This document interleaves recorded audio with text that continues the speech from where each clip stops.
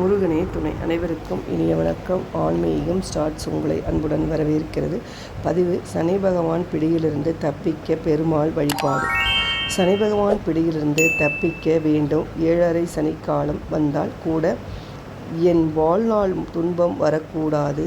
தாங்க முடியாத துயரங்களோ துன்பங்களோ ஒருபோதும் எனக்கு வாழ்க்கையில் வரவே கூடாது என்று நினைப்பவர்கள் புரட்டாசி மாத சனிக்கிழமையில் பெருமாளை வழிபாடு செய்ய வேண்டும்.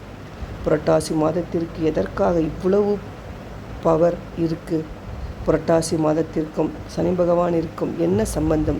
புரட்டாசி மாதத்தில் பெருமாளை வழிபாடு செய்ய என்ன காரணம்? ஆன்மீகம் சார்ந்த இந்த தகவலை நாம் தெரிந்து கொள்ளப் போகிறோம்.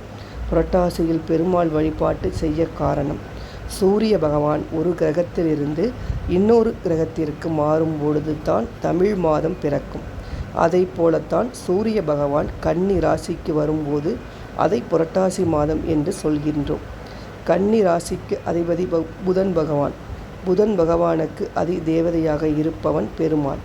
ஆகவே இந்த புரட்டாசி மாதத்தில் பெருமாளை வழிபாடு செய்வது சிறப்பு என்று சொல்கிறது நம்முடைய சாஸ்திரம். சனி பகவான் பெருமாளிடம் இருந்து வரத்தை பெற்ற மாதமும் இந்த புரட்டாசி மாதம்தான். புரட்டாசி சனிக்கிழமை தான் சனி பகவான் தனக்கு வேண்டிய வரங்களை எல்லாம் பெருமாளிடம் கேட்டு பெற்றதாக புராணங்கள் சொல்கிறது.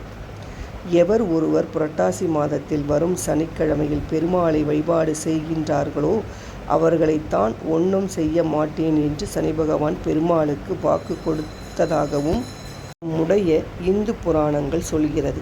ஆகவே தான் இந்த புரட்டாசி மாதம் வரக்கூடிய சனிக்கிழமையில் பெருமாளுக்கு வழிபாட்டை மேற்கொள்ள வேண்டும்.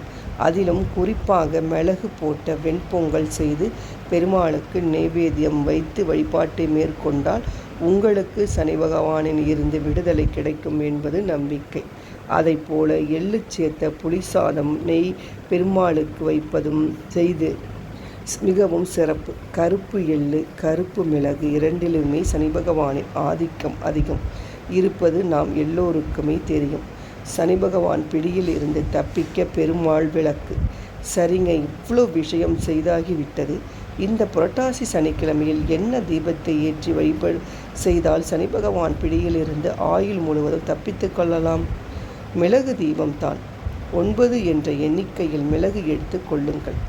ஒரு கருநீல துணியில் இந்த மிளகை வைத்து முடிச்சு போட்டு கொள்ள வேண்டும். சின்ன மண் அகல் விளக்கில் நல்ல எண்ணெய் ஊற்றி அதில் இந்த மூட்டையை போட்டு தீபம் ஏற்றி பெருமாள் கோவிலில் வைக்க வேண்டும். பெருமாள் கோவிலுக்கு போய் இந்த தீபத்தை ஏற்றி வழிபாடு செய்ய உங்களுக்கு சனி பகவானால் எந்த தொந்தரவும் வராது என்பது நம்பிக்கையாக சொல்லப்பட்டு உள்ளது. பெருமாள் கோவிலில் இருக்கும் நவகிரக சன்னிதானத்தை சனிக்கிழமை வழிபாடு செய்வதும் சிறப்பு.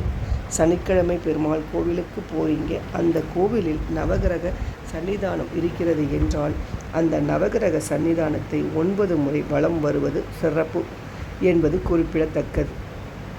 புரட்டாசி மாதத்தை பற்றி முழுவதாக நாம் தெரிந்து கொள்ளவில்லை என்றாலும் சரி, புரட்டாசி மாதத்திற்கு உண்டான சிறப்பு இவ்வளவுதான்.